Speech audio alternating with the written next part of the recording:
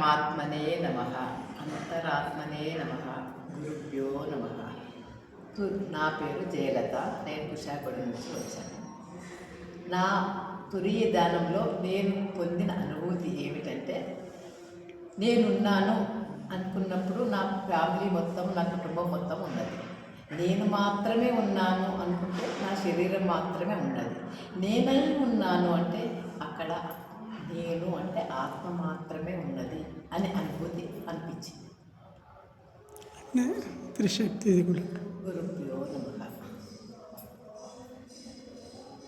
త్రిశక్తి అమ్మవారి క్షణంలోని కాలశక్తి, కణంలోని కేంద్ర శక్తి, అణువులోని ఆత్మశక్తి, శ్రీ త్రిశక్తి మహాగాయత్రి దేవి.